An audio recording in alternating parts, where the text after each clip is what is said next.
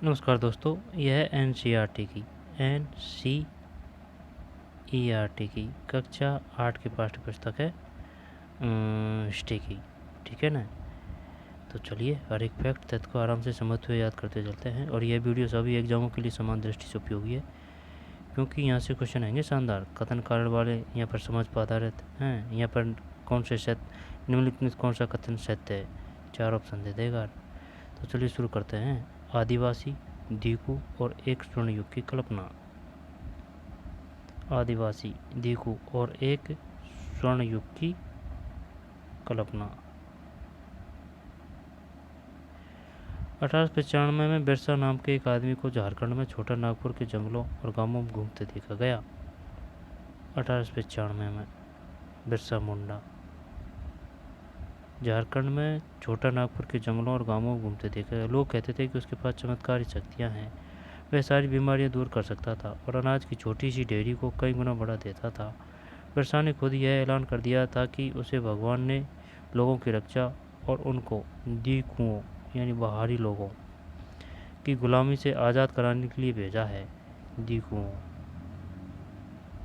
कुछ समय के भीतर हजारों लोग बिरसा के पीछे चलने लगे। वे उसे भगवान मानते थे। उन्हें यकीन था कि वह उनकी समस्याएं दूर करने आया है। बिरसा का जन्म एक मुंडा परिवार में हुआ, है ना। बिरसा मुंडा। मुंडा एक जनजाति समूह है जो छोटा नागपुर में रहता है। बिरसा के समर्थकों में इलाके के दूसरे आदिवासी संताल और उराव भी शामिल थे। संताल और उराव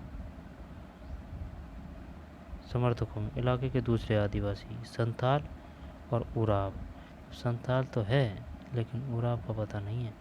यहाँ एक तो मुंडा जनजाति होगी, एक संताल और उराव। ये संताल और उराव मुंडा के भी समर्थक थे। ये सभी अपने आसपास आ रहे बदलावों और अंग्रेज शासन के कारण पैदा हो रही समस्याओं से बेचैन थे। उनकी परिचित जीवन पद्धति नष्ट होती दिखाई दे रही थी। आजीविका खतरे में थी और धर्म छिन्न भिन्न हो रहा था। बिरसा किन समस्याओं को हल करना चाहता था जिन्हें दीकू कहा जा रहा था। बिरसा किन समस्याओं को हल करना चाहता था जिन्हें दीकू कहा जा रहा था।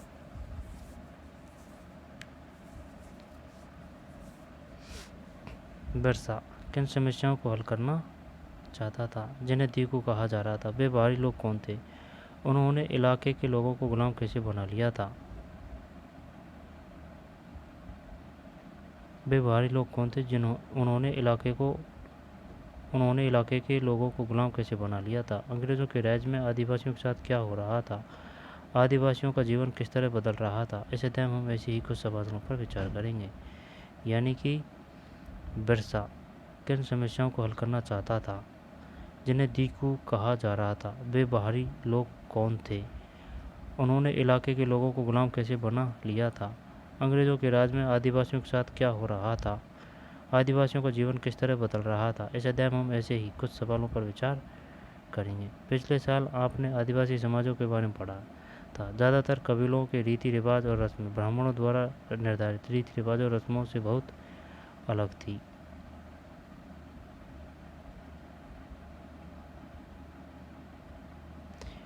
पिछले साल आपने आदिवासी समाजों के बारे में पढ़ा था। ज़्यादातर कबीलों के रीति रिवाज और रस्में ब्राह्मणों द्वारा निर्धारित रीति रिवाजों और रस्मों से बहुत अलग थी। इन समाजों में ऐसे गहरे सामाजिक भेद भी नहीं थे जो जाति पर आधारित समाजों में दिखाई देते हैं। एक कबीले में सारे लोग कुटुंब के बंधनों में बंधे होते थे, लेकिन इसका यह मतलब भी नहीं है कि आदिवासियों के बीच कोई धार्मिक और सामाजिक फर्क नहीं था।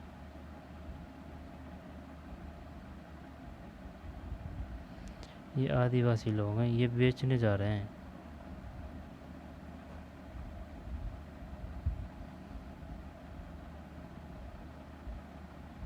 उड़ीसा के डोंगरिया कंद कबीले की महिलाएं बाजार जाते हुए नदी से गुजर रही हैं। उड़ीसा के डोंगरिया कंद कबीले की महिलाएं उड़ीसा का है। उड़ीसा के डोंगरिया कंद कबीले की महिलाएं बाजार जाते हुए नदी से गुजर रही हैं। नदी बह रही है। ये जनजाति समय किस तरह जीते थे? 19वीं सदी तक देश के विभिन्न भागों में आदिवासी तरह तरह की गतिविधियों में सक्रिय थे। कुछ झूम खेती करते थे, कुछ झूम खेती करते थे।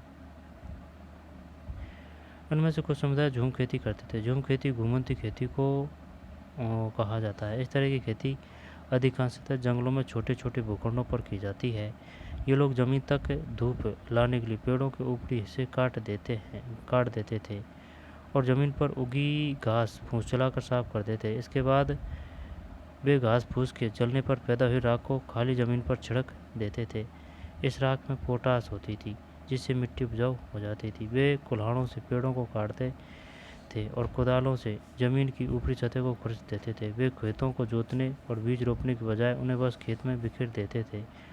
जब एक बार फसल तैयार हो जाती तो उसे काटकर वे दूसरी जगह के लिए चल पड़ते थे जहाँ से उन्होंने अपनी फसल काटी थी। वह जगह कई साल तक पड़ी रहती थी। घुमंतु किसान मुख्य रूप से पूर्वोत्तर और मध्य भारत की पर्वतीय व जंगली पट्टियों में ही रहते थे। घुमंतु किसान मुख्य रूप से पूर्वोत्तर और मध्य भारत के पर्वतीय व जंगली पट्टियों में ही रहते थे।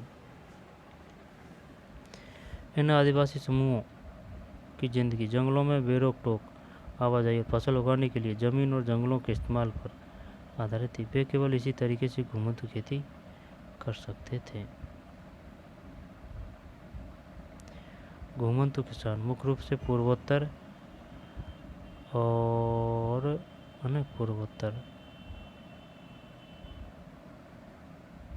घुमंतु किसान मुख्य रूप से पूर्वोत्तर और मध्य भारत की पर्वतीय व जंगली पट्टियों में ही रहते थे। इन आदिवासी समुदायों की जिंदगी जंगलों में बेरोक टोक आवाजाही और फसल उगाने के लिए जमीन और जंगलों के इस्तेमाल पर आधारित थी। वे केवल इसी तरह से घुमंतु खेती कर सकते थे।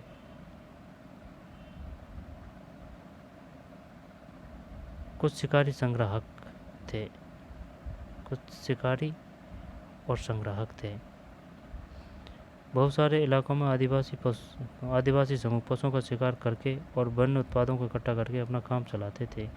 वे जंगलों को अपनी ज़िंदगी के लिए बहुत ज़रूरी मानते थे। उड़ीसा के जंगलों में रहने वाला खोड़ समुदाय इसी तरह का एक समुदाय था। इस समुदाय के लोग टोलियाँ बनाकर शिकार पर निकले थे और जो हाथ लगता था उसे आपस में बांट लेते थे। वे जंगलों से मिले फल और जड़ें खाते थे। खाना पकाने के लिए वे साल और महुआ के बीजों का तेल इस्तेमाल करते थे। कुछ शिकारी और संग्राहक थे।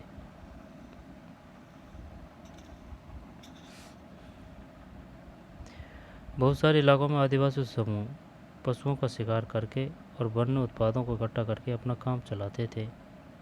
वे जंगलों को अपनी ज़िंदगी के लिए बहुत ज़रूरी मानते थे। उड़ीसा के जंगलों में रहने वाला खोड़ समुदाय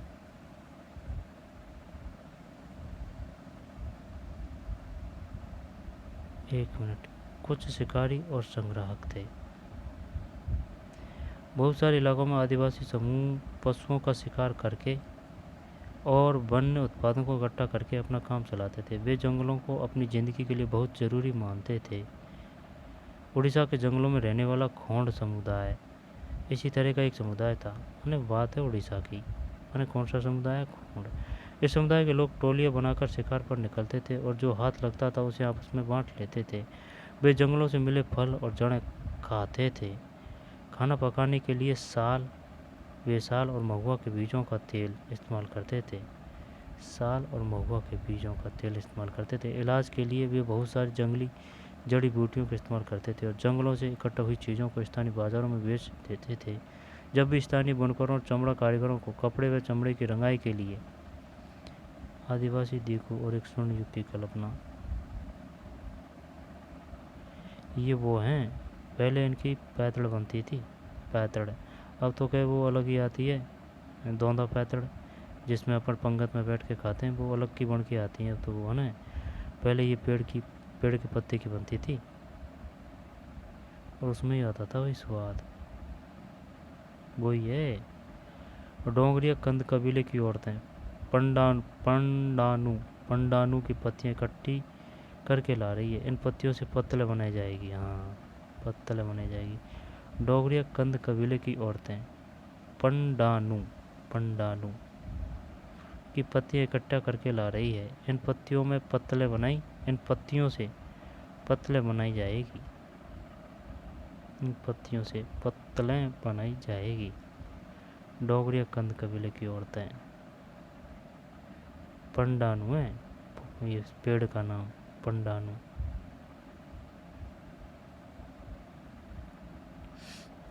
ठीक है। कुछ समय के लिए बिना खेती छोड़ दी जाने वाली ज़मीन ताकि उसकी मिट्टी दोबारा उपजाऊ हो जाए। कुछ समय के लिए बिना खेती छोड़ दी जाने वाली ज़मीन ताकि उसकी मिट्टी दोबारा उपजाऊ हो जाए। साल एक पेड़। महुआ एक फूल जिसे खाया जाता है या शराब बनाने के लिए इस्तेमाल किया जाता है।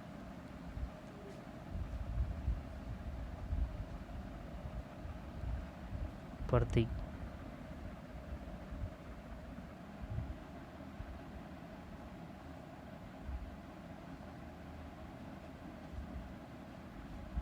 आदिवासी द्वीपों और एक श्रेणी की कल्पना।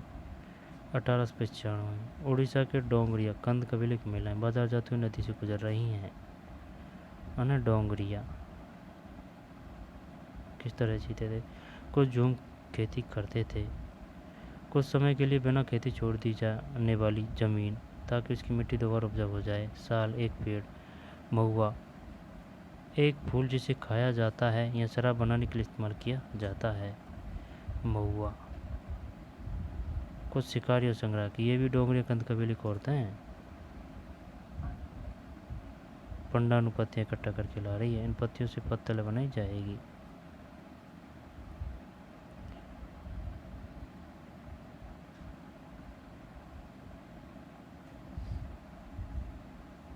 नदी बह रही है।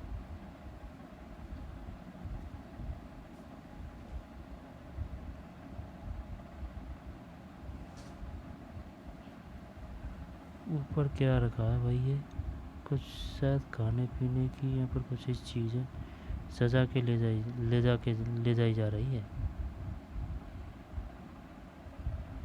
डोंगरिया उड़ीसा। साल महुआ प्रति। कुछ शिकारी और संग्राहक थे। कपड़े व चमड़ी की रंगाई के लिए। ठीक है। जब भी स्थानीय बुनकरों और चमड़ा कारीगरों को कपड़े व चमड़े की रंगाई के लिए कुसुम और पलाश के फूलों की ज़रूरत होती थी तो वे गौड़ समुदाय के लोगों से ही कहते थे। कुसुम और पलाश के लोगों की ज़रूरत होती थी तो वे गौड़ समुदाय के लोगों से ही कहते थे। इन समुदायों को चावल और अन्य अनाज कहाँ से मिलते थे?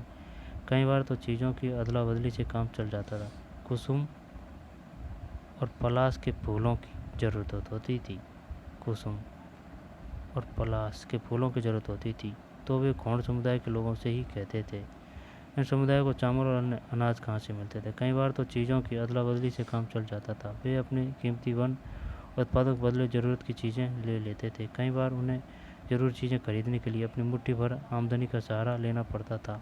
उनमें से कई लोग आसपास के कामों में नौकरी भी करते थे।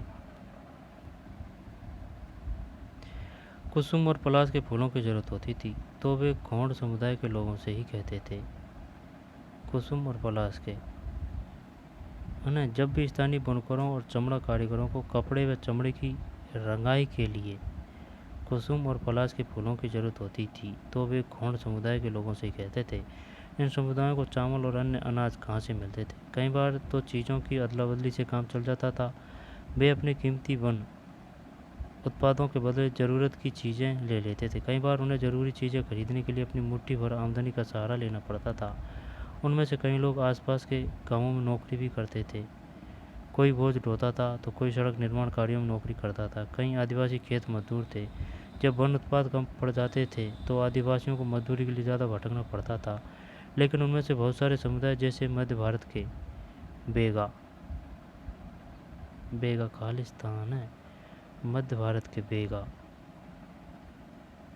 औरों के लिए काम करने से कतराते थे। बेगा खुद को जंगल की संतान मानते थे जो केवल जंगल की उपज पर ही जिंदा रह सकते थे। बेगा कौन थे? वह कौन सा समुदाय था जो केवल जंगल की उपज पर ही जिंदा रह सकती है और खुद को जंगल की संतान मानते थे? बेगा औरों के लिए काम करने से कतराते थे। बेगा खुद को जंगल की संतान मानते थे जो केवल जंगल की उपज पर जिंदा रहते थे। मजदूरी करना बेगांव के लिए अपमान की बात थी। जो चीज़ आसपास पैदा नहीं होती थी उन्हें हासिल करने के लिए आदिवासियों को खरीद फरोख्त भी करनी पड़ती थी। इसकी वजह से वे कभी व्यापारी और महाजनों पर आश्रित हो जाते थे। व्यापारी बेचने की चीज़ें लेकर आते थे और भारी कीमत पर चीज़ें बेचते थे। जो चीज़ें आसपास पैदा नहीं होती थी उन्हें हासिल करने के लिए आदिवासियों को खरीद फरोख्त भी करनी पड़ती थी।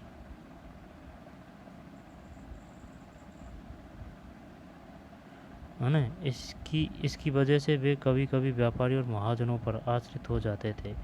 व्यापारी बेचने की चीज़ें लेकर आते थे और भारी कीमत पर चीज़ें बेचते थे। सूदखोर महाजन भी आदिवासियों को कर्जा तो देते थे लेकिन उसका ब्याज बहुत ज़्यादा होता था। इस तरह बाजार और वाणिज्य ने आदिवासियों को कर्ज और गरीबी में ढकेल दिया था। लिहाजा वे महाजनों और व्यापारियों को बाहरी शैतान और अपनी सारी मुसीबतों की जड़ मानने लगे। बात तो सही है। भारत में कुछ आदिवासी समुदायों के इलाके बड्डी वन गुज्जर, है ना, भोटिया, सहारिया, भील, भोटिया, सहारिया, भोटिया, सहारिया, भील, सहारिया, सहरिया है, हाँ सहारिया सहरिया, है ना, भील, वान गुजर्स, राठवा, बेगास, बंजारा, गोंड, मध्य प्रदेश में बंजारा, बेगास, मारिया, गोंड, संताल, मुंडा, उराव, संताल, अंजंग, खासी, नागा, खासी, रियांग, अजंग, खासी, खासी, नागा, रियांग, अपाटनी, निसी, नागा, खासी, खासी, रियांग, अंजंग, पराजा, बोंडा, कड़ा, कोया, से, ओरा, खोंड। ये खोंड की बात पढ़ रहे हैं अपन, उड़ीसा में खोंड। माला, एरूलर, कोया, बंजारा, गोंड। अब यार ये याद कैसे हुए। अब वो पूछेगा ये बताइए बेगास जनजाति पाई जाती है, उराव, है ना, तो दोबारा देख ले। गुड्डी, बन गुज्जर, भोटिया, सहरिया, भील, फिर वान गुजर, राठवा, बेगास, बंजारा, गोंड, बेगास, बंजारा, गोंड, है ना। यहाँ भी है बेगास, मारिया, गोंड, संताल, मुंडा, उराव, संताल, पैराजा, बोड़ा, कड़ा, कोया, से, ओरा, गोंड, कोया, बंजारा, गोंड, अंजंग, खासी, खासी, नागा, रियांग।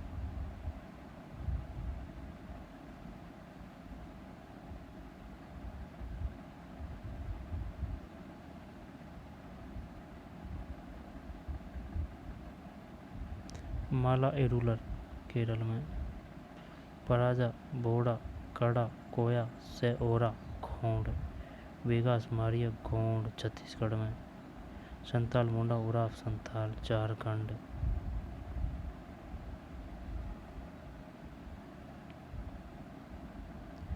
भारत में कुछ आदिवासी समुदायों के इलाके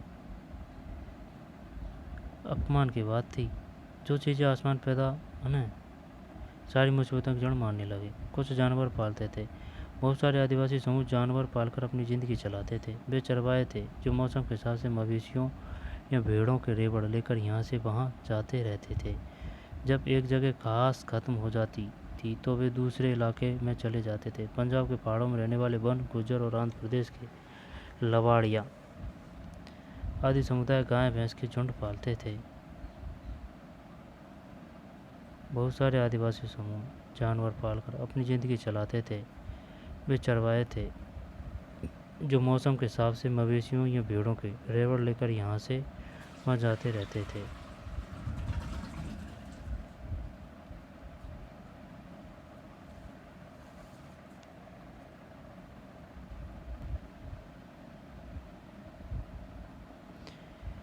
दोबारा से बहुत सारे आदिवासी समूह जानवर पालकर अपनी ज़िंदगी चलाते थे। वे चरवाहे थे जो मौसम के हिसाब से मवेशियों भेड़ों के रेवड़ लेकर यहाँ से वहाँ जाते रहते थे। जब एक जगह घास खत्म हो जाती थी तो वे दूसरे इलाके में चले जाते थे। पंजाब के पहाड़ों में रहने वाले वन गुज्जर और आंध्र प्रदेश के लवाड़िया आदि समुदाय गाय भैंस के झुंड पालते थे। वन गुज्जर ये कहाँ पाए जाते हैं? वन गुज्जर पंजाब के पहाड़ों में।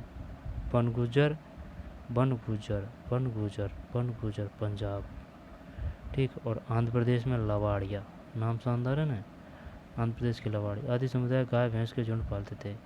कुल्लू के गद्दी समुदाय के लोग गडरिये थे।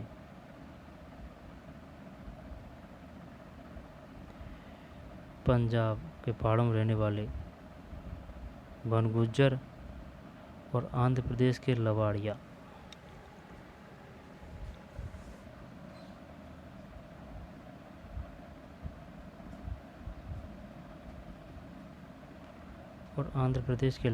आदि समुदाय गाय भैंस के झुंड पालते थे।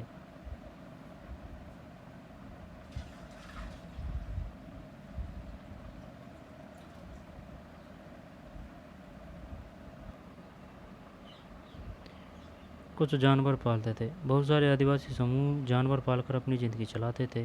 वे चरवाहे थे जो मौसम के हिसाब से है ना, कोई दिक्कत नहीं है, बस ये इम्पोर्टेंट है। एक तो पंजाब में कौन थे? वन गुज्जर। और आंध्र प्रदेश में कौन थे? लवाड़िया आदि समुदाय गाय भैंस के झुंड पालते थे।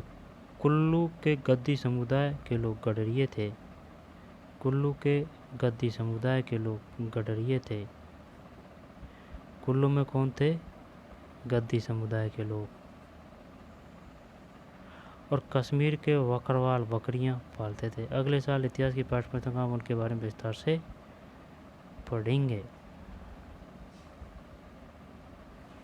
ठीक। पंजाब में वन गुज्जर, आंध्र प्रदेश के लवाड़िया और कुल्लू के गद्दी समुदाय के लोग गडरिये थे। कुल्लू के गद्दी समुदाय के लोग गडरिये थे और कश्मीर के बकरवाल बकरियां पालते थे। अगले साल इतिहास की पाठ्यपुस्तक में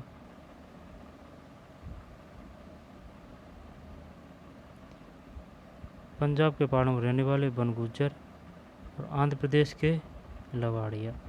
पंजाब के पहाड़ों में रहने वाले वन गुज्जर है ना, पंजाब के पहाड़ों में, आंध्र प्रदेश के लवाड़िया आदि समुदाय गाय भैंस के झुंड पालते थे। कुल्लू के गद्दी समुदाय के लोग गडरिये थे। कश्मीर के बकरवाल बकरियां पालते थे।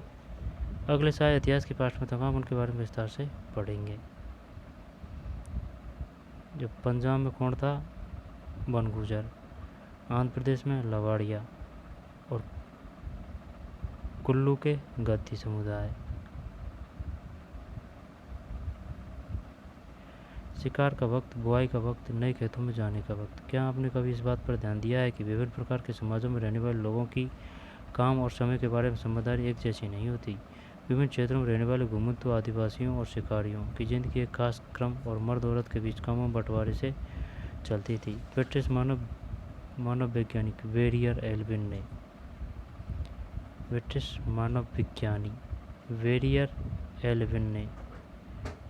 मानव विज्ञानी वेरियर एल्विन ने 1930 और 1940 के दशक में कई साल मध्य भारत के वेगा और खोड़ समुदाय के बीच बिताए थे। एल्विन द्वारा लिखित निम्नलिखित में से अंशों को पढ़कर इस समयक्रम कामों को बंटवारे को समझा जा सकता है। वे लिखते हैं,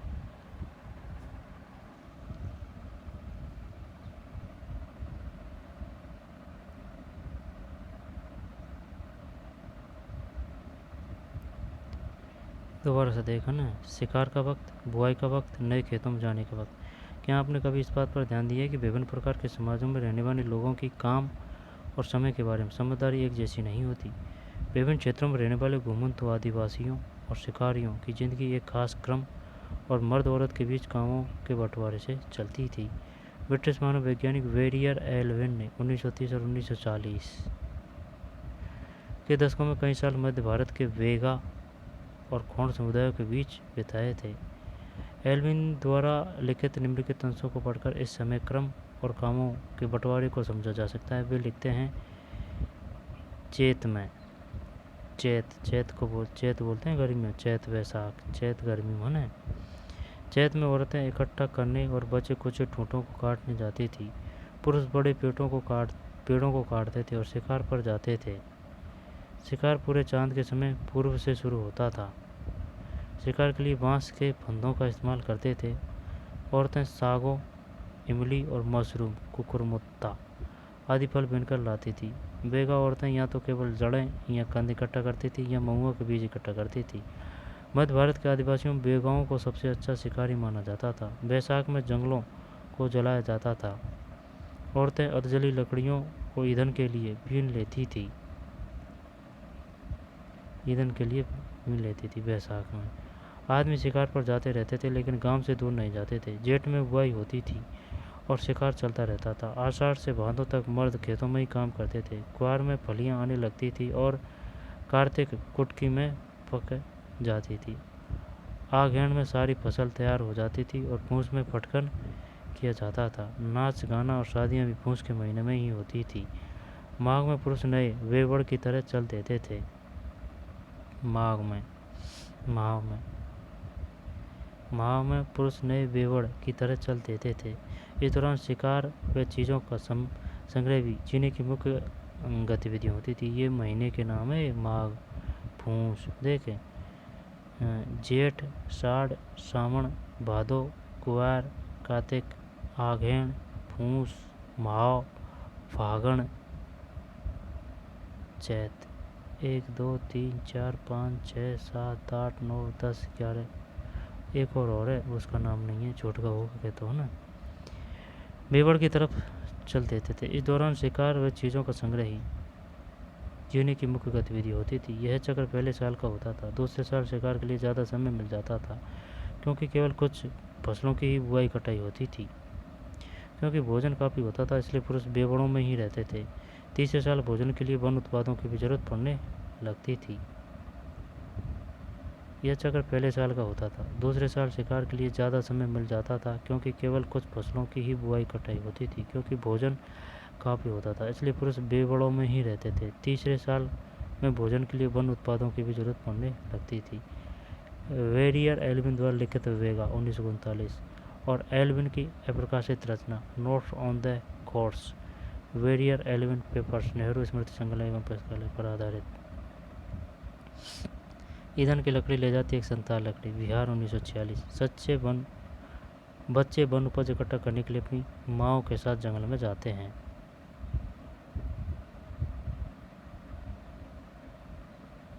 लकड़ी है।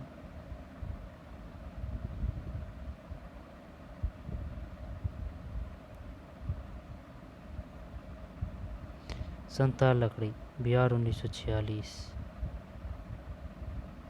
बेगा औरतें और मर्द जो काम करते हैं उनको ध्यान से पढ़ें। क्या आपको उनमें कोई क्रम दिखाई देता है? उनके कामों में क्या फ़र्क थे?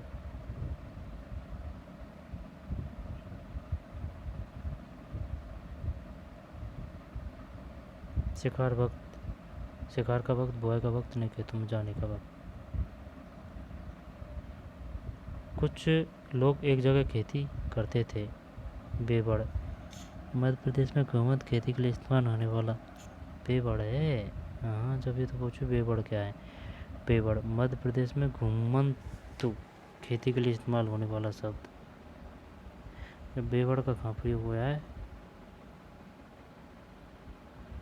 बेवड़ों में। बेवड़ अपन वो समझ रहे थे कि भाई वो पशुओं का वो नहीं होता है क्या, वहाँ रखते हैं पशुओं को बांध करके, वो होगा। वो नहीं है भाई। बेवड़ का मतलब है मध्य प्रदेश में घुमंतु खेती के लिए इस्तेमाल होने वाला शब्द। कुछ लोग एक जगह खेती करते थे। 19वीं सदी से पहले ही बहुत सारे जनजातीय कबीले एक जगह टिककर खेती करने लगे। वे बार बार जगह बदलने की बजाय साल दर साल एक ही जगह खेती करते थे। वे हलों का इस्तेमाल करने लगे थे और धीरे धीरे उन्हें ज़मीन पर अधिकार भी मिलते जा रहे थे। बहुत सारे समुदायों में छोटा नागपुर के मुंडाओं की तरह जमीन पूरे कबीले की संपत्ति होती थी। कुछ लोग एक जगह खेती करते थे।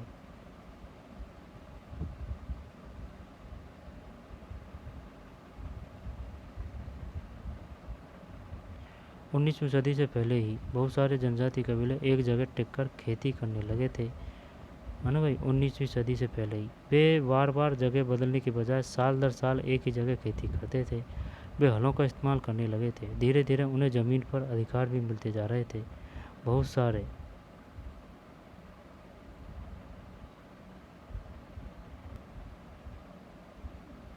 ठीक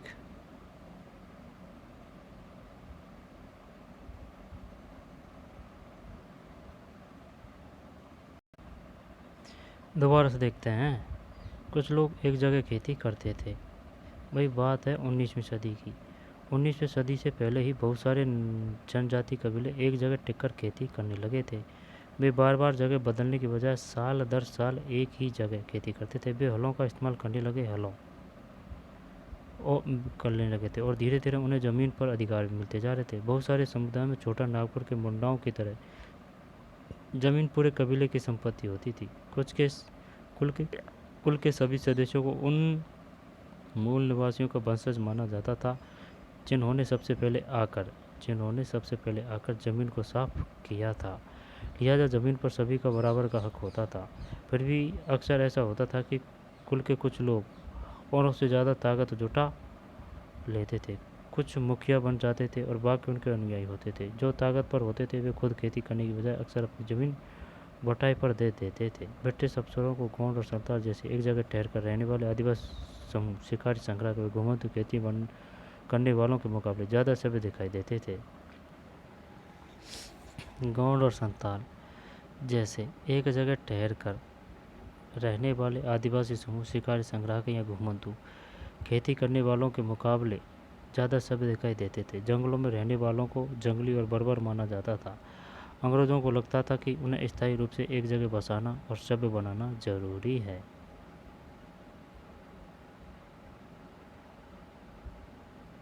ज़्यादा सभ्य दिखाई देते थे, यानी जो एक जगह रहते थे ना उनको सभ्य मानते थे अंग्रेज। ये घर बनाया जा रहा है भाई।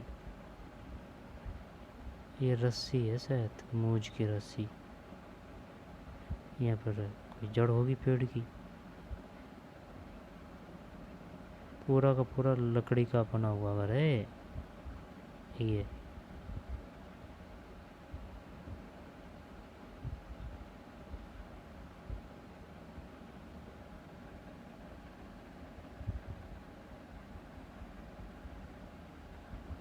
दादी है।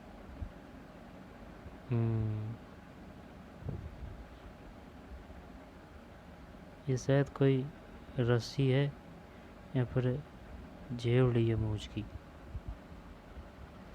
औपनिवेशिक शासन से आदिवासियों के जीवन पर क्या असर पड़े। ब्रिटिश शासन के दौरान आदिवासी समूह का जीवन बदल गया। आओ देखें कि ये बदलाव क्या थे। आदिवासी मुखियाओं का क्या हुआ। अंग्रेज़ों के आने से पहले बहुत सारे इलाकों में आदिवासियों के मुखिया का महत्वपूर्ण स्थान होता था। उनके पास औरों से ज़्यादा आर्थिक ताकत होती थी और वे अपने इलाके पर नियंत्रण रखते थे। कई जगह उनकी अपनी पुलिस होती थी और वे जमीन एवं वन प्रबंधन के स्थानीय नियम खुद बनाते थे। ब्रिटिश शासन के तहत आदिवासी मुखियाओं के कामकाज और अधिकार काफ़ी बदल गए थे। उन्हें कई कई गांवों पर ज़मीन का मालिकाना तो मिला रहा, लेकिन उनकी शासकीय शक्तियाँ छिन गई। उन्हें ब्रिटिश अधिकारियों द्वारा बनाए गए नियमों को मानने के लिए बाध्य कर दिया। उन्हें अंग्रेज़ों को नजराना देना पड़ता था और अंग्रेज़ों के प्रतिनिधि की हैसियत से अपने समूह को अनुशासन में रखना होता था। उन्हें अंग्रेज़ों को नजराना देना पड़ता था और अंग्रेज़ों के प्रतिनिधि की हैसियत से अपने समूह को अनुशासन में रखना होता था। उन्हें कई कई गांवों पर ज़मीन का मालिकाना तो मिला रहा, लेकिन उनकी शासकीय शक्तियाँ छिन गई। उन्हें ब्रिटिश अधिकारियों द्वारा बनाए गए नियमों को मानने के लिए बाध्य कर दिया।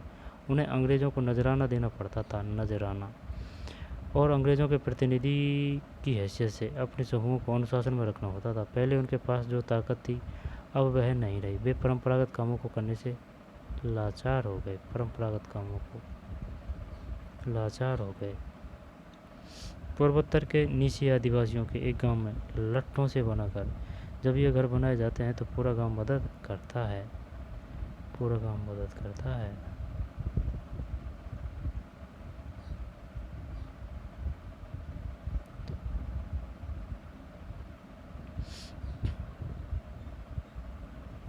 घुमंतु काश्तकारों का क्या हुआ? ऐसे समय में अंग्रेज़ों को काफ़ी परेशानी थी, जो यहाँ वहाँ भटकते रहते थे और एक जगह ठहरकर नहीं रहते थे। वे चाहते थे कि आदिवासियों के समूह एक जगह स्थायी रूप से रहे और खेती करे। स्थायी रूप से एक जगह रहने वाले किसानों को नियंत्रण करना आसान था। अंग्रेज अपने शासन के लिए आमदनी का नियमित स्रोत भी चाहते थे। फलस्वरूप उन्होंने ज़मीन के बारे में कुछ नियम लागू कर दिए। उन्होंने ज़मीन को मापकर प्रत्येक व्यक्ति का हिस्सा तय कर दिया। उन्होंने यह भी तय कर दिया कि किसे कितना लगान देना होगा। कुछ किसानों को भूस्वामी और दूसरों को पट्टेदार घोषित किया गया। कुछ किसानों को भूस्वामी और दूसरों को पट्टेदार घोषित किया गया। जैसा कि आप देख चुके हैं अध्याय 2। पट्टेदार अपने भूस्वामी के भाड़ा चुकाते थे। पट्टेदार अपने भूस्वामियों का भाड़ा चुकाते थे और भूस्वामी सरकार को लगान देते थे। पट्टेदार अपने भूस्वामियों का भाड़ा चुकाते थे और भूस्वामी सरकार को लगान देते थे। झूम काश्तकारों को स्थायी रूप से बसाने की अंग्रेज़ों की कोशिश बहुत कामयाब नहीं रही। जहाँ पानी कम हो और मिट्टी सूखी हो वहाँ हलों से खेती करना आसान नहीं होता। झूम काश्तकारों को स्थायी रूप से बसाने की अंग्रेज़ों की कोशिश बहुत कामयाब नहीं रही। जहाँ पानी कम हो और मिट्टी सूखी हो वहाँ हलों से खेती करना आसान नहीं होता।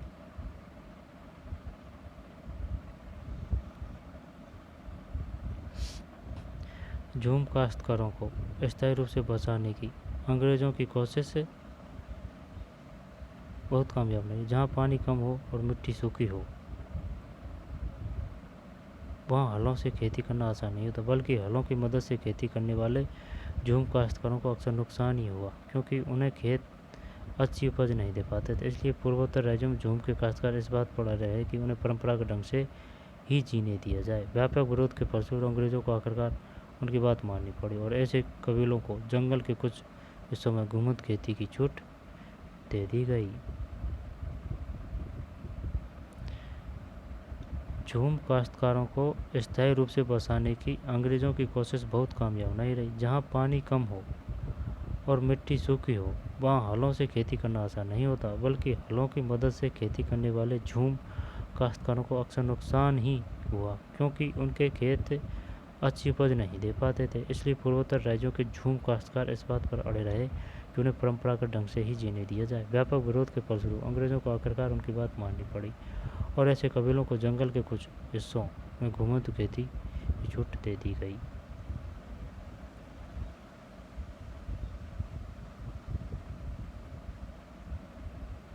गुजरात एक जंगल में खेती करती भील औरतें। घुमंतु खेती गुजरात के बहुत सारे वन क्षेत्रों में अभी भी जारी है। आप देख सकते हैं कि यहाँ पेड़ों को काट दिया गया है और खेती के लिए ज़मीन साफ कर दी गई है। गुजरात के जंगल में खेती करती भील औरतें अभी जारी। आप देख सकते हैं कि यहाँ पेड़ों को काट दिया गया है और खेती के लिए ज़मीन साफ कर दी गई है।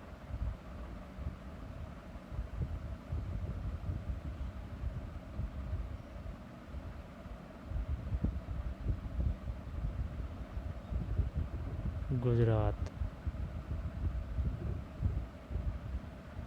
ये मैदान है, इनकी बोल रहा है पेड़ों के बीच में जो ज़मीन है जिनके बारे में।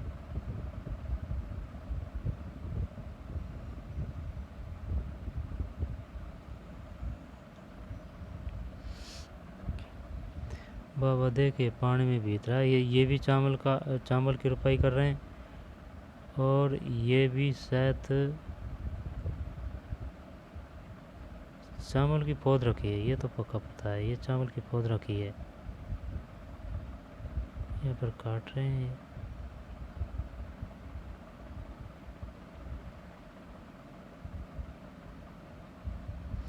ये चावल है।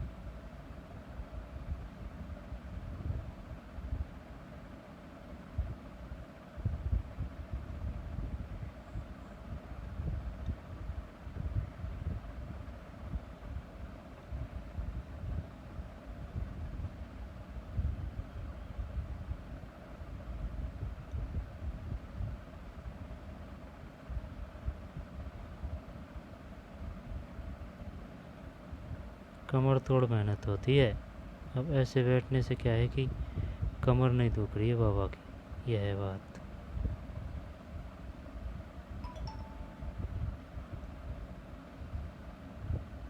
ठीक भाई।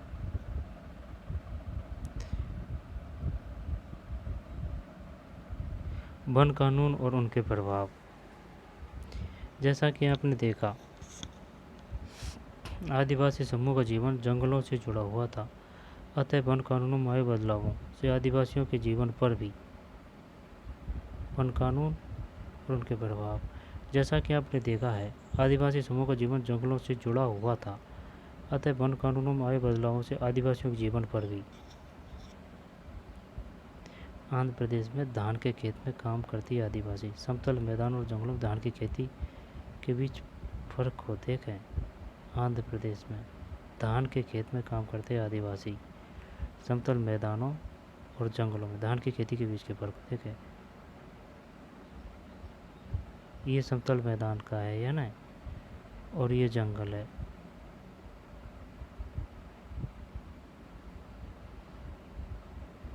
पानी भरा नहीं रहता है यहाँ, कुछ गीली रहती है तो उसमें रोक देते हैं भाई, क्योंकि पहाड़ी इलाका होता है तो पानी बह के चल जाता है ना, इस वजह से। लेकिन फिर भी थोड़ी बहुत गीली रह जाती है, नमी रह जाती है ज़मीन में, तो उसमें रोपते हैं चावल पहाड़ी इलाकों में।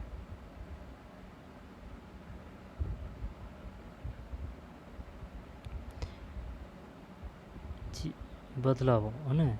जैसा कि आपने देखा कि आदिवासी समूह का जीवन जंगलों से जुड़ा हुआ था, अतः वन कानूनों में आए बदलावों से आदिवासियों के जीवन पर भी भारी असर पड़ा। अंग्रेजों ने सारे जंगलों पर अपना नियंत्रण स्थापित कर लिया था और जंगलों को राज्य की संपत्ति घोषित कर दिया था। कुछ जंगलों को आरक्षित वन घोषित कर दिया गया। ये ऐसे जंगल थे जहाँ अंग्रेजों की ज़रूरतों के लिए इमारती लकड़ी पैदा होती थी। आरक्षित वन घोषित कर दिया गया। इन जंगलों में लोगों को स्वतंत्र रूप से घूमने, झूम खेती करने, फल इकट्ठा करने या पशुओं का शिकार करने की इजाज़त नहीं थी। ऐसी सूरत में झूम काश्तकार किस तरह जिंदा रह सकते थे, इसलिए उनमें से बहुतों को काम और रोजगार की तलाश में मजबूरन दूसरे इलाकों में जाना पड़ा। 1 मिनट। कुछ जंगलों को आरक्षित है ना, 3 श्रेणी है वनों को संरक्षित करने की, तो आरक्षित है ना, रक्षित और संरक्षित, ऐसे है। इन जंगलों में लोगों को स्वतंत्र रूप से घूमने, झूम खेती करने, फल इकट्ठा करने या पशुओं का शिकार करने की इजाज़त नहीं थी। आरक्षित में है ना, आरक्षित में। ऐसी सूरत में झूम काश्तकार किस तरह जिंदा रह सकते थे, इसलिए उनमें से बहुतों को काम और रोज़गार की तलाश में मजबूरन दूसरे इलाकों में जाना पड़ा। जैसे ही अंग्रेज़ों ने जंगलों के भीतर आदिवासियों के रहने पर पाबंदी लगा दी, उनके सामने एक समस्या पैदा हो गई। समस्या यह थी कि रेलवे स्लीपर्स के लिए पेड़ काटने और लकड़ी को एक जगह से दूसरी जगह ले जाने के लिए मजदूरों का इंतज़ाम कहाँ से किया जाए। रेलवे स्लीपर्स के लिए पेड़ काटने और लकड़ी को एक जगह से दूसरी जगह ले जाने के लिए मजदूरों का इंतजाम कहाँ से किया जाए। औपनिवेशिक अधिकारियों ने इसका भी एक हल ढूंढ निकाला। उन्होंने तय किया कि झूम काश्तकारों को जंगल में ज़मीन के छोटे टुकड़े दिए जाएंगे और उन्हें वहाँ खेती करने की भी छूट होगी, बशर्ते गाँवों में रहने वालों को वन विभाग के लिए मजदूरी करनी होगी और जंगलों की देखभाल करनी होगी। किनको? गाँवों में रहने वालों को। कर लेंगे वो, कोई दिक्कत नहीं है, करनी होगी। इस तरह बहुत सारे इलाकों में वन विभाग ने सस्ते श्रम की आपूर्ति सुनिश्चित करने के लिए वन गांव बसा दिए। अब ऐसे देखी जाए तो वन उनका ही तो था, मालिक वही थे, वो तो प्रशासन आ गया। अंग्रेज़ों के इस देश में जीना कितना कठिन है, अंग्रेज़ों के इस देश में जीना कितना कठिन है। 1930 के दशक में वेरियर एल्विन ने मध्य भारत में रहने वाले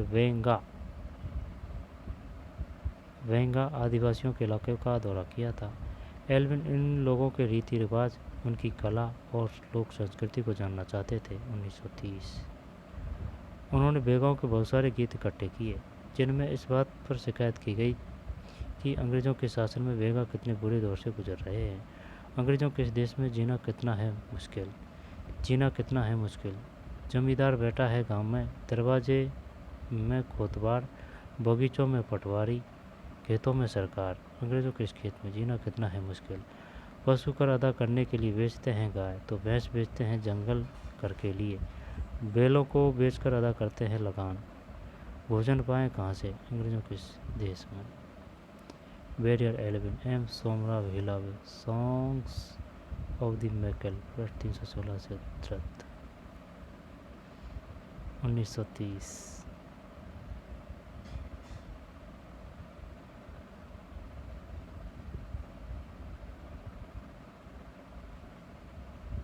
बहुत सारे आदिवासी समूह ने औपनिवेशिक वन कानूनों का विरोध किया। उन्होंने नए नियमों का पालन करने से इनकार कर दिया।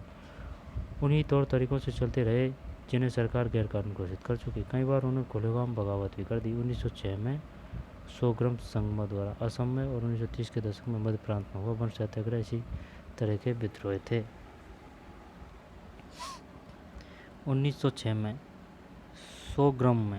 सोग्रम ये कहाँ है भाई, संगमा द्वारा असम में। 1906 में सोग्रम, यहाँ संगमा द्वारा असम में है ना। और 1930 के दशक में मध्य प्रांत में हुआ वन सत्याग्रह इसी तरह के विद्रोह थे मध्य प्रांत में। 1906 में सोग्रम संगमा द्वारा असम में, असम में कौन सा विद्रोह हुआ था, 1906 में सोग्रम संगमा द्वारा। और मध्य प्रांत में 1930 के दशक में वन सत्याग्रह इसी तरह के विद्रोह थे। व्यापार की समस्या।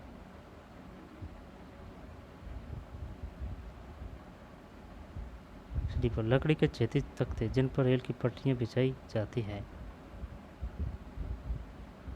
बेगा जनजाति देखनी है।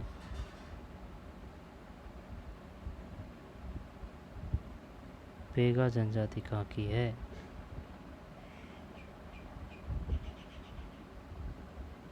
बेगा आंध्र प्रदेश की है। आया था यार पर बेगा जनजाति कहाँ की है।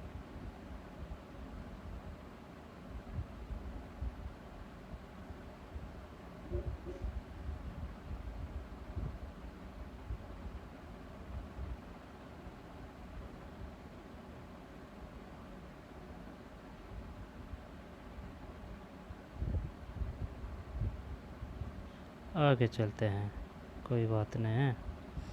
व्यापार की समस्या।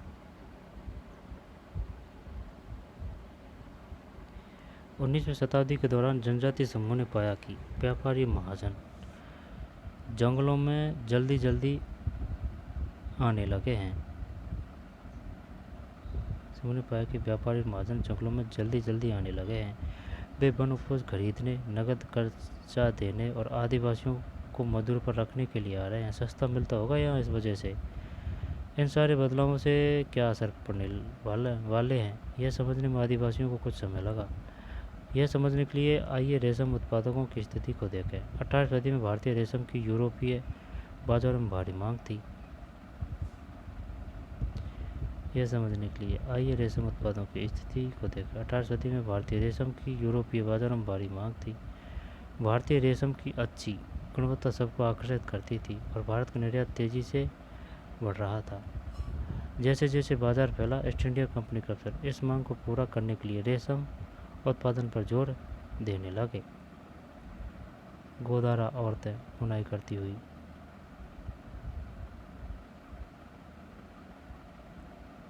गोदारा औरतें, ये बच्चे हैं, ये अलग ही दुनिया में खो रहे हैं।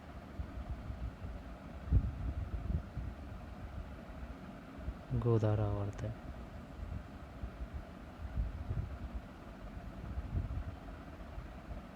गले में जाने क्या है भाई, ये चांदी का आभूषण है।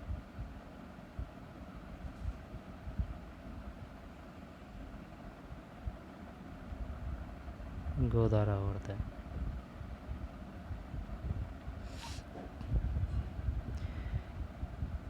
ये समझने बाद क्वेश्चन कैसे आएगा, क्वेश्चन ऐसे आएगा कि भाई निम्नलिखित में कौन सा कथन सत्य है, कौन सा असत्य है, कथन कारण की व्याख्या कर रहा है या नहीं कर रहा है, ऐसे आएगा। यह समझने के लिए आइए रेशम उत्पादों की स्थिति देखें। 18वीं सदी में भारतीय रेशम की यूरोपीय बाजारों में भारी मांग थी। भारतीय रेशम की अच्छी गुणवत्ता सबको आकर्षित करती थी और भारत का निर्यात तेजी से बढ़ रहा था। जैसे जैसे बाजार फैला, ईस्ट इंडिया कंपनी के अफसर इस मांग को पूरा करने के लिए रेशम उत्पादन पर जोर देने लगे।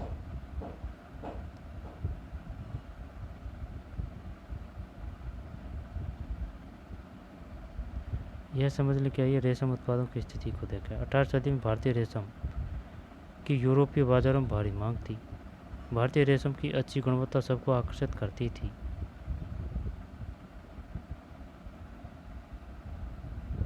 व्यापार की समस्या दोबारा से 19वीं शताब्दी के दौरान जनजातीय समूह ने पाया कि व्यापारी और महाजन जंगलों में जल्दी जल्दी आने लगे हैं। वे वनोपज खरीदने, नगद कर्जा देने और आदिवासियों को मजदूर पर रखने के लिए आ रहे थे। इन सारे बदलावों से क्या असर पड़ने वाले थे, यह समझने में आदिवासियों को कुछ समय लगा। यह समझने के लिए आइए रेशम उत्पादकों की स्थिति को देखें। 18वीं सदी में भारतीय रेशम की यूरोपीय बाजारों में भारी मांग थी। भारतीय रेशम की अच्छी गुणवत्ता सबको आकर्षित करती थी। भारत का निर्यात तेजी से बढ़ रहा था। जैसे जैसे बाजार फैला, ईस्ट इंडिया कंपनी के अफसर इस मांग को पूरा करने के लिए रेशम उत्पादन पर जोर देने लगे। वर्तमान झारखंड में स्थित हजीराबाग के आसपास रहने वाले संथाल रेशम के कीड़े पालते थे।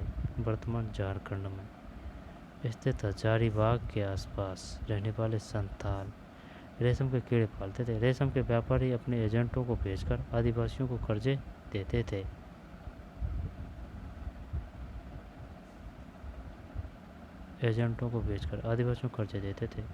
उनके कृषि कोषों को इकट्ठा कर लेते थे। 1000 कृषि कोषों के लिए रेशम के व्यापारी अपने एजेंटों को भेजकर आदिवासियों को कर्जे देते थे और उनके कृमि कोषों को इकट्ठा कर लेते थे। 1000 कृमि कोषों के लिए 3-4 रुपये मिलते थे। काफ़ी कम रुपया था भाई। इसके बाद इन कृमि कोषों को वर्धमान या गया भेज दिया जाता था, जहां उन्हें 5 गुना कीमत पर बेचा जाता था। आई समझ में? 5 गुना बहुत होता है। 5 गुना निर्यातकों और रेशम उत्पादों के बीच कड़ी का काम करने वाले बिचौलियों को जमकर मुनाफा होता था। रेशम उत्पादों को बहुत मामूली फ़ायदा मिलता था। स्वाभाविक है कि बहुत सारे आदिवासी समुदाय बाजार और व्यापारी को अपना सबसे बड़ा दुश्मन मानने लगे। चटाई बुनती एक हौजांग औरतों के लिए घरेलू काम सिर्फ घर तक ही सीमित नहीं था। वे खेतों और कारखानों में भी अपने बच्चों के साथ लेकर जाती थी। हाजांग औरत, हाजांग शायद जनजाति है। हाजांग औरत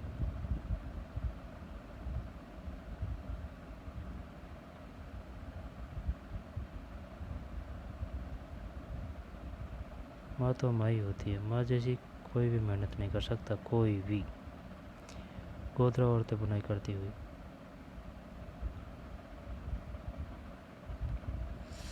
घर पे भी माँ सबसे ज़्यादा काम करती है, 10-12 घंटा काम पर डे के हिसाब से। सुबह 4 या 5 बजे से शुरू होती है दैनिक क्रियाक्रम, है ना।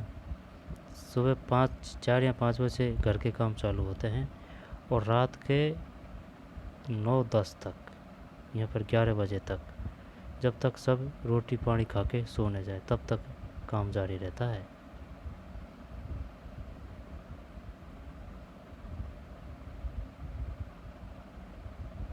ये कोयले की खान में काम कर रहे हैं। ये पसीने से तरबतर हैं क्योंकि नीचे गर्मी लगती है।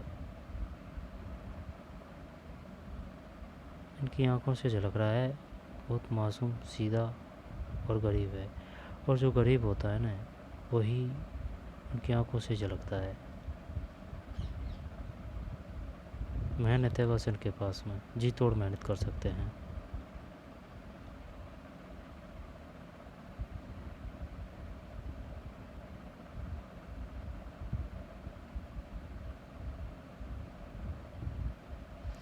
बिहार के कोयला खनिक 1948 1920 के दशक में बिहार की झरिया और रानीगंज कोयला खदानों में काम करने वाले लगभग 50% खनिक आदिवासी थे।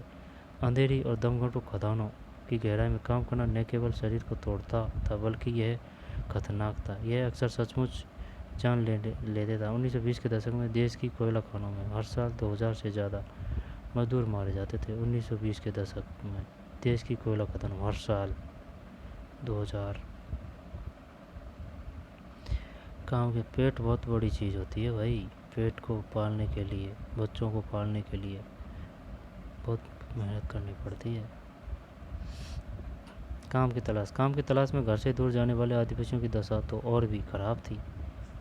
19वीं सदी के आखिर से ही चाय बागान फैलने लगे। खनन उद्योग भी एक महत्वपूर्ण उद्योग बन गया। असम के चाय बागानों और झारखंड के कोयला खदानों में काम करने के लिए आदिवासियों को बड़ी संख्या में भर्ती किया गया। इन लोगों को ठेकेदारों के मार्फत भर्ती किया जाता था। ये ठेकेदार न केवल उन्हें बहुत कम वेतन देते थे, बल्कि उन्हें वापस घर भी लौटने नहीं देते थे। काम की तलाश।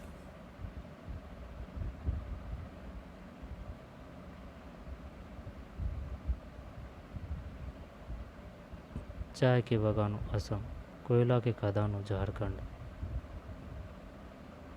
ठेकेदारों की मार्फत भर्ती किया जाता था। ये ठेकेदार न केवल उन्हें बहुत कम वेतन देते थे, बल्कि उन्हें वापस घर भी लौटने नहीं देते थे। नज़दीक से देखने पर पता लगाएं कि कोयला खदानों में काम के हालात बदल गए हैं या नहीं। पता लगाएं कि खदानों में हर साल कितने लोग मरते हैं और उनकी मौत के क्या कारण होते हैं।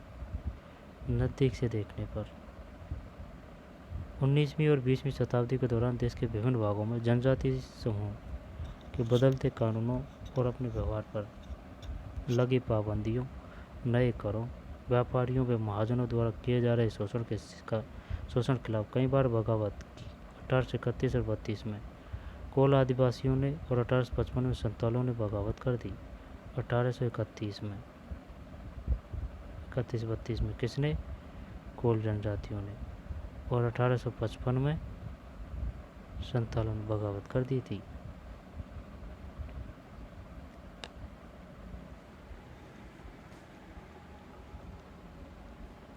बदलते कानूनों, अपने व्यवहार पर लगी पाबंदियों पर, नए करों और व्यापारियों व महाजनों द्वारा किए जाए शोषण के खिलाफ कई बार बगावत की। 1831-32 में कोल जनजातियों ने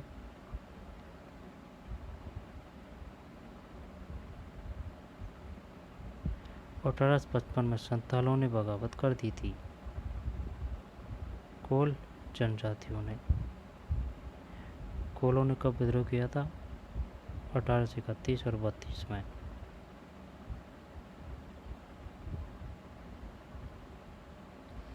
और संतालों ने 1855 में। जब पहले कैसे आएगा, निम्नलिखित को क्रमबद्ध कीजिए। कोल विद्रोह, संताल विद्रोह। जब पहले है कोल 1831-32, इसके बाद में संताल 1855।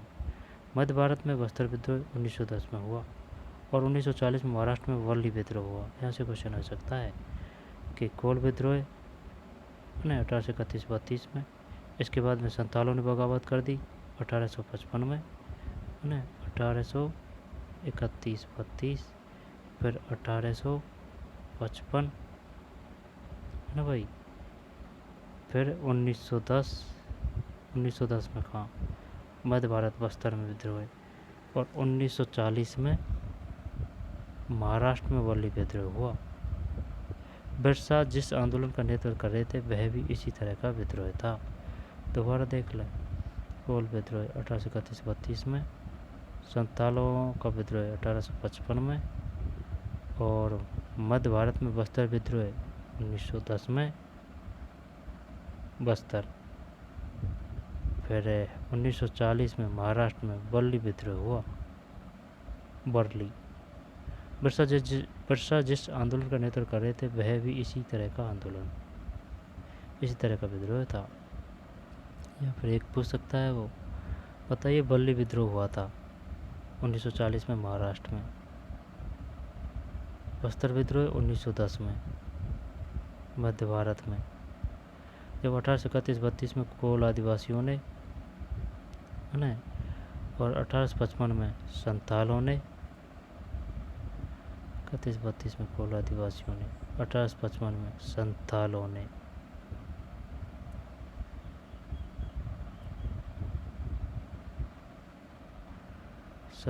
ने। मध्य भारत में बस्तर विद्रोह 1910 में हुआ। 31-32 में कोल, 55 में संतालों ने, 10 में मध्य भारत में बस्तर, 40 में महाराष्ट्र वर्ली। वर्ली याद नहीं है भाई, वर्ली।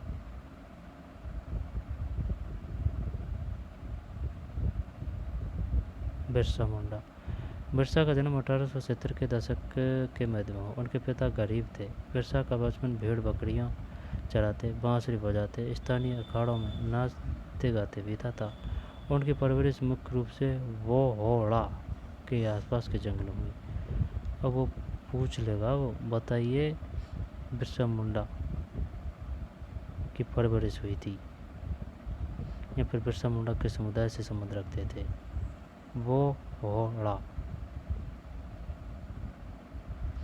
गरीबी से लाचार बिरसा के पिता को काम की तलाश में जगह जगह भटकना पड़ता था। लड़कपन में ही बिरसा ने अतीत में हुए मुंडा विद्रोहियों की कहानियां सुन ली थी। उन्होंने कई बार समुदाय के सरदारों मुखियाओं को विद्रोह का आह्वान करते देखा। बिरसा के समुदाय के लोग ऐसे स्वर्ण युग की बात किया करते थे जब मुंडा लोग दीकुओं के उत्पीड़न से पूरी तरह आज़ाद थे।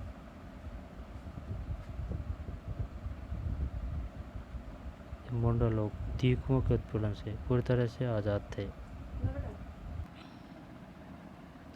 बिरसा मुंडा के समुदाय थे बहोड़ा के आसपास के जंगलों में हुई। बहोड़ा के आसपास समुदाय नहीं है, एरिया है।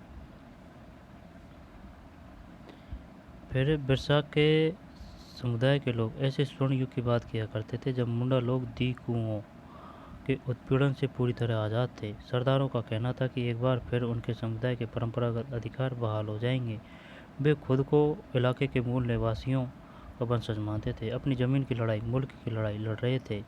वे लोगों को याद दिलाते थे कि उन्हें अपना साम्राज्य वापस पाना है।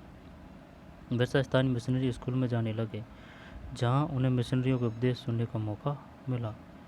बिरसा स्थानीय मिशनरी स्कूल में जाने लगे, जहां उन्हें मिशनरियों के उपदेश सुनने का मौका मिला। वहां भी उन्होंने यही सुना कि मुंडा समुदाय स्वर्ग का साम्राज्य हासिल कर सकता है और अपने खोए हुए अधिकार वापस पा सकता है अगर वे अच्छे ईसाई बन जाएं और अपनी खराब आदतें छोड़ दें, तो ऐसा हो सकता है।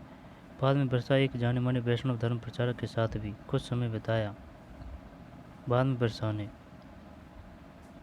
वैष्णव धर्म प्रचारक के साथ भी कुछ समय बिताया। उन्होंने जनेऊ धारण किया और शुद्धता व दया पर जोर देने लगे। अपनी किशोरावस्था में बिरसा जिन विचारों के संपर्क में आए, उनसे वह काफ़ी गहरे तौर पर प्रभावित थे। बिरसा का आंदोलन आदिवासी समाज को सुधारने का आंदोलन था। उन्होंने मुंडाओं से आह्वान किया कि वे शराब पीना छोड़ दें, गाँवों को साफ रखें, डायन व जादू टोने में विश्वास न करें।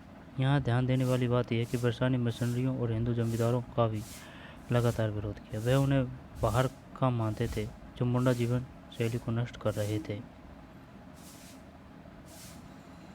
अपनी किशोरावस्था में बिरसा जिन विचारों के संपर्क में आए, उनसे वह काफ़ी गहरे तौर पर प्रभावित थे। बिरसा का आंदोलन आदिवासी समाज को सुधारने का आंदोलन था। उन्होंने मुंडाओं से आह्वान किया कि वे शराब पीना छोड़ दें, गाँवों को साफ रखें और डायन व जादू टोने में विश्वास न करें। यहाँ ध्यान देने वाली बात यह है कि बिरसा ने मिशनरियों और हिंदी जमींदारों का भी लगातार विरोध किया। वे उन्हें बाहर का मानते थे जो मुंडा जीवन शैली को नष्ट कर रहे थे।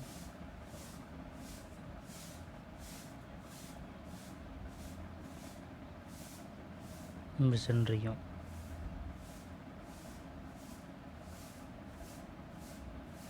1895 में बिरसा ने अपने अनुयायियों से आह्वान किया कि वे अपने गौरवपूर्ण अतीत को पुनर्जीवित करने के लिए संकल्प लें। वे अतीत के ऐसे स्वर्ण युग, सतयुग की चर्चा करते थे जब मुंडा लोग अच्छा जीवन जीते थे, तटबंध बनाते थे, कुदरती झरनों को नियंत्रित करते थे, पेड़ और बाग लगाते थे, पेट पालने की खेती करते थे। उस काल्पनिक युग में मुंडा अपने बिरादरों और रिश्तेदारों का खून नहीं बहाते थे, वे ईमानदारी से जीते थे। बिरसा चाहते थे कि लोग एक बार फिर अपनी ज़मीन पर खेती करें, एक जगह टिक कर रहें और अपने खेतों से काम करें।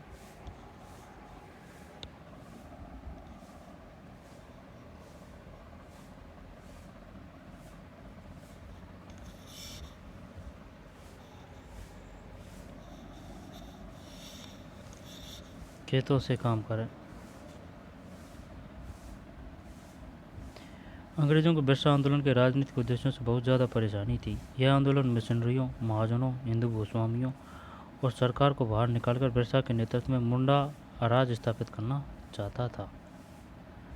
अंग्रेज़ों को बिरसा आंदोलन के राजनीतिक उद्देश्यों से बहुत ज़्यादा परेशानी थी। यह आंदोलन मिशनरियों, महाजनों, हिंदू भूस्वामियों और सरकार को बाहर निकालकर बिरसा के नेतृत्व में मुंडा राज स्थापित करना था।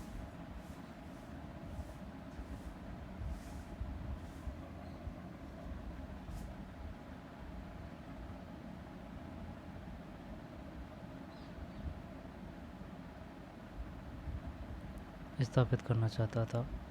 वैष्णव, विष्णु की पूजा करने वाले वैष्णव कहलाते हैं। लहूलुहान मेरे कंधे, लहूलुहान मेरे कंधे। मुंडा आदिवासियों के गीतों में उनके कष्ट झलकते हैं। आह कोलू के बैल की तरह मैं लहूलुहान मेरे कंधे। जमींदार के दूत दिन और रात करते हैं मुझे परेशान। बड़बड़ाता हूँ यही दिन और रात, हाय यही है मेरी हालात। नहीं है मेरा कोई ठिकाना, नहीं है मेरी कोई खुशियाँ।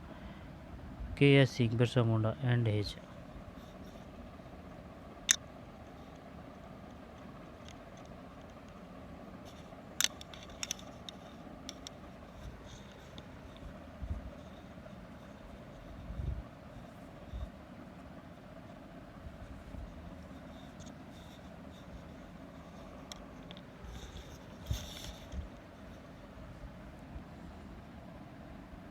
मूवमेंट पृष्ठभूमि। कोई दिक्कत? जन्म 1870 में और बोहड़ा के आसपास और द्वीपुओं के उत्पीड़न से पूरी तरह आज़ाद थे। सरदारों का कहना था कि एक बार फिर उनके समुदाय के परंपरागत अधिकार बहाल हो जाएंगे। मुल्क की लड़ाई लड़ रहे थे, उन्हें खराब आदतें छोड़ दें तो ऐसा हो सकता है। वैष्णव धर्म प्रचारक साथ 1895 में बिरसा ने अपने अनुयायियों से आह्वान किया कि वे अपने गौरवपूर्ण अतीत को पुनर्जीवित करने के लिए संकल्प लें। वे अतीत के एक ऐसे स्वर्णयुग सतयुग की चर्चा करते हैं जब मुंडा लोग अच्छा जीवन जीते थे, तटबंध बनाते थे, कुदरती झरनों को नियंत्रित करते थे। वैष्णव की पूजा करने वाले वैष्णव कहलाते हैं। अंग्रेज़ों को बिरसा आंदोलन के राजनीतिक उद्देश्यों से बहुत ज़्यादा परेशानी थी। यह आंदोलन मिशनरियों, महाजनों, हिंदू भूस्वामियों और सरकार को बाहर निकालकर बिरसा के नेतृत्व में मुंडा राज स्थापित करना चाहता था।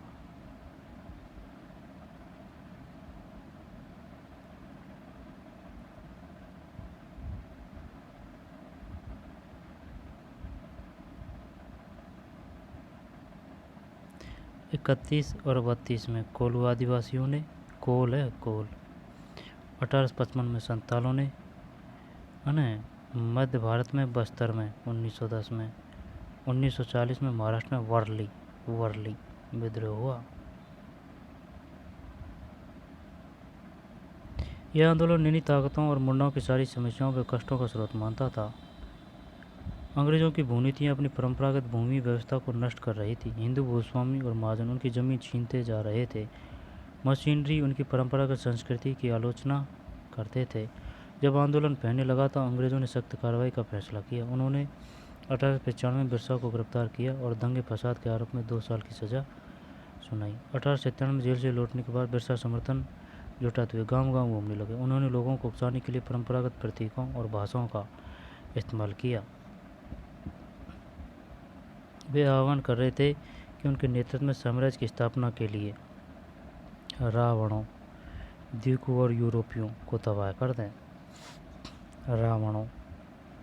रावणों यानी कि द्वीपू और यूरोपियों। द्वीपू तो भारत की जनजाति थी। बिरसा के अनुयायी द्वीपू और यूरोपीय सत्ता के प्रतीकों को निशाना बनाने लगे। उन्होंने थाने और चर्चों पर हमले किए और महाजनों व जमींदारों की संपत्तियों पर धावा बोल ये सफ़ेद झंडा बिरसा का राज्य प्रतीक था। सफ़ेद झंडा। सन 1900 में बिरसा की हैजे से मृत्यु हो गई और आंदोलन ठंडा पड़ गया। यह आंदोलन 2 मायनों में महत्वपूर्ण था। हैजे से पहला, इसने औपनिवेशिक सरकार को ऐसे कानून लागू करने के लिए मजबूर किया जिनके जरिए द्वीपू लोग आदिवासियों की जमीन पर आसानी से कब्जा नहीं कर सके। मजबूर किया, जिनके जरिए दीकू लोग आदिवासियों की ज़मीन पर आसानी से कब्जा नहीं कर सके। दूसरा, इसने एक बार फिर जता दिया कि अन्याय का विरोध करने और औपनिवेशिक शासन के विरुद्ध गुस्से को अभिव्यक्त करने में आदिवासी सक्षम है। उन्होंने अपने खास अंदाज में, अपनी खास रस्मों और संघर्ष के प्रतीकों के जरिए इस काम को अंजाम दिया। फिर से याद करें, देख लेते हैं दोबारा इस पाठ को, है ना, कुछ छूट गया हो। नज़दीक से देखने पर बिहार के कोयला खनिक 1948।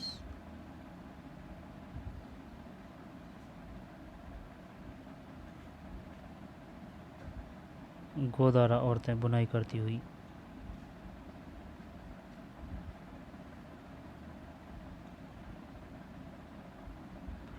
लकड़ी के छेदी तख्ते जिन पर रेल की पटरियां बिछाई जाती है। वन कानून और उनके प्रभाव।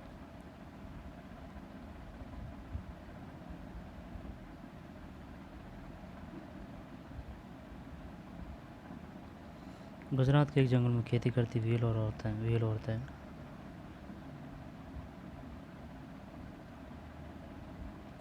घुमंतू काश्तकारों का क्या हुआ।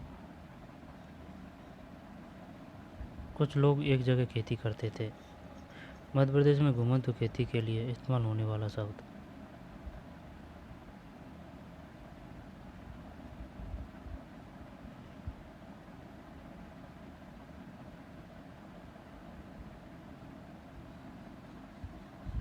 संथाल लड़की है। बेगा। बेगा यहाँ आएगा, बेगा है ना। बेगा कहाँ की जनजाति थी।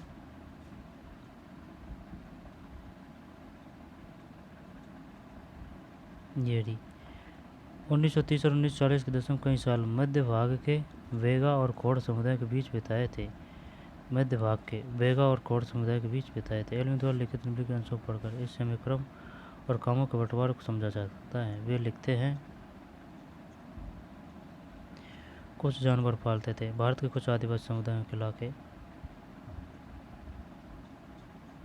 जब गड्डी, वन, गुज्जर, भोटिया, सहरिया, भील, बाण गुज्जर, राठवा,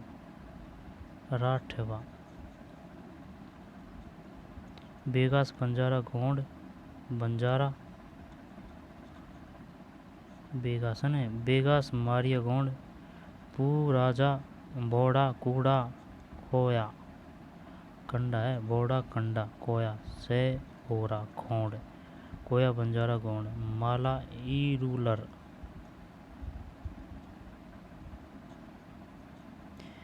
ईरूलर से ही तो नहीं बना है, ई रोड।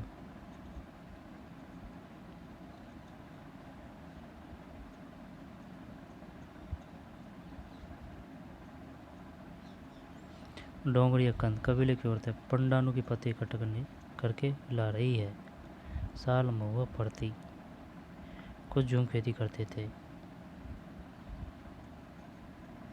उड़ीसा के डोगरिया कंद कबीले की महिलाएं। उड़ीसा। क्वेश्चन आंसर देखते हैं। हमें नकदी की क्या ज़रूरत। ये ओल्ड वाली में है, अन्यत्र।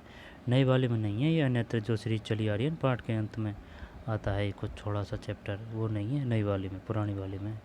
हमें नकदी की क्या ज़रूरत। ऐसे बहुत सारे कारण हैं जिनकी वजह से आदिवासी और अन्य सामाजिक समूह प्राय बाजार के लिए पैदावार नहीं करना चाहते। पापुआ न्यू गिनी के इस जनजाति गीत में इस बात की झलक मिलती है कि वहाँ के आदिवासी बाजार को किस तरह देखते हैं। कहते हैं, नगद है बेकार का कूड़ा करकट, बारिश से रोक नहीं सकती और देती है तकलीफें। इन सरकारी मठाधीशों के लिए क्यों मैं जोश से करूँ काम, क्यों मैं चढ़ूँ नारियल के पेड़ पर।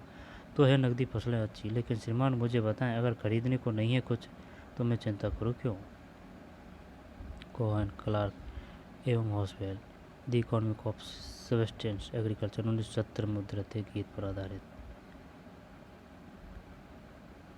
ठीक।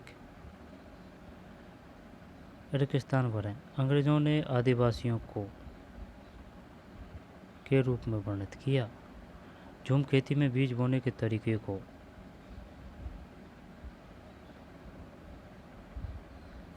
क्या कहा जाता है?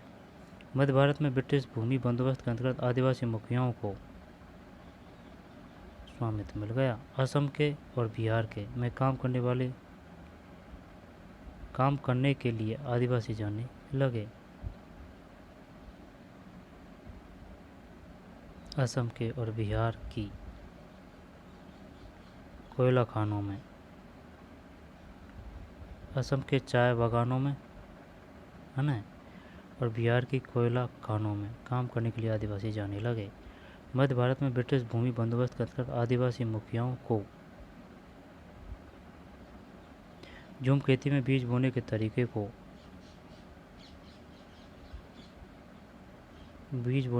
को कहा जाता है। अंग्रेजों ने आदिवासियों को के रूप में वर्णित किया। सही या गलत बताएं। झूम काश्तकार जमीन की जुताई करते हैं और बीज रोपते हैं।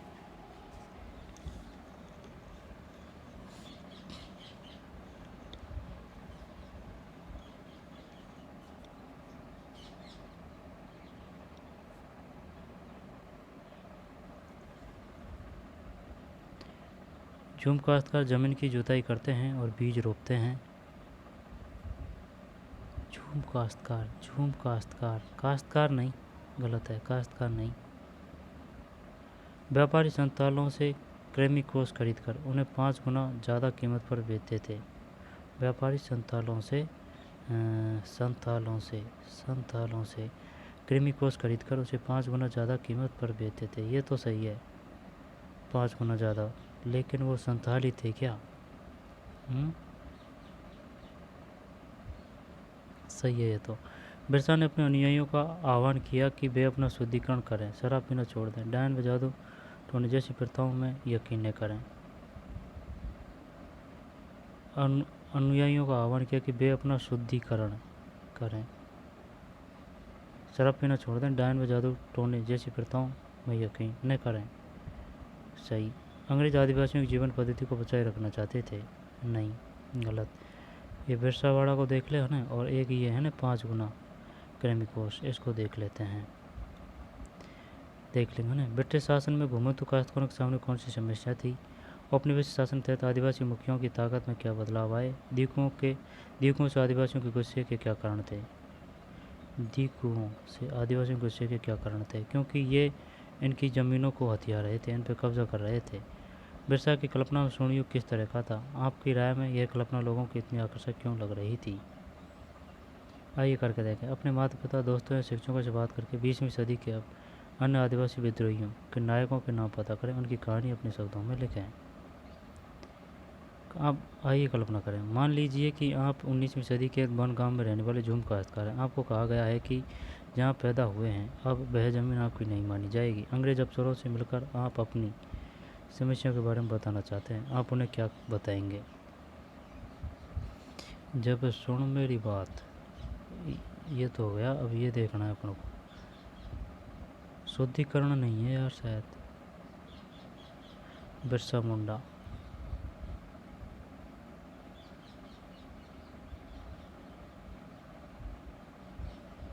आगे देख, रावणों, दीकू और यूरोपियों।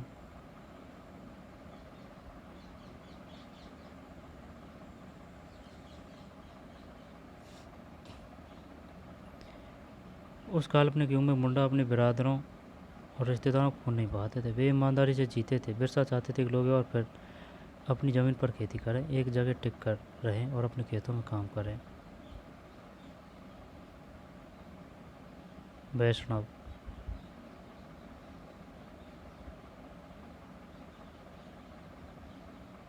दीकुओं के उत्पीड़न से पूरी तरह आज़ाद थे। सरदारों का कहना था कि एक बार फिर उनके समुदाय परंपरागत अधिकार बहाल हो जाएं।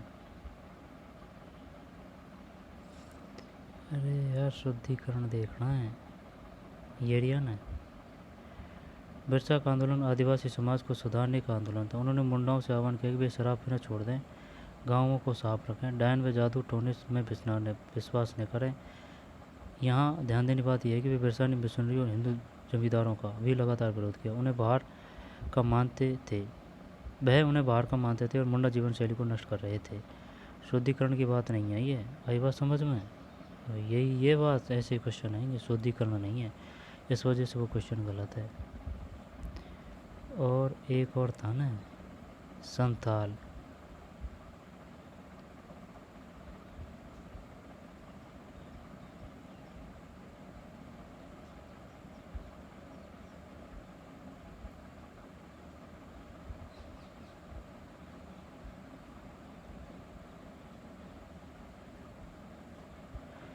उन्नीस सौ बीस के दशक में। ओ,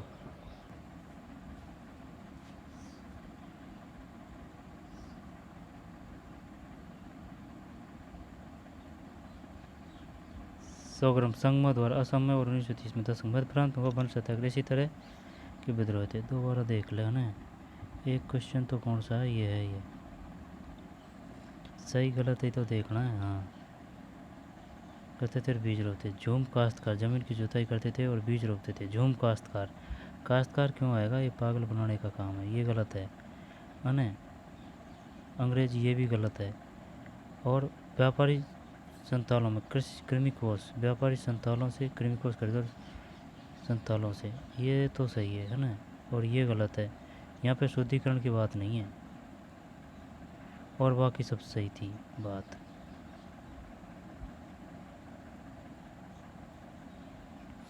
इसलिए इस वजह को इसको भी गलत मानेंगे, शुद्धिकरण का प्रयोग ही नहीं है किताब में। अब कृमि कोष देखना है, संताली जाति करती थी कि कृमि कोष, या फिर कोई और सी जाति थी। कृमि कोष, कृमि कोष, कृमि कोष, छोटा सा एरिया में यार, ये एरिया देख, ए संताल, संताल ही है भाई। संताल रेशम के कीड़े पालते थे। 3 से 4 रुपये मिलते थे। इसके बाद इन कृमि कोषों को वर्धमान या गया भेज दिया गया था, जहां उन्हें 5 गुना कीमत पर बेचा जाता था। ठीक, चलिए मिलते हैं नई वीडियो में। धन्यवाद।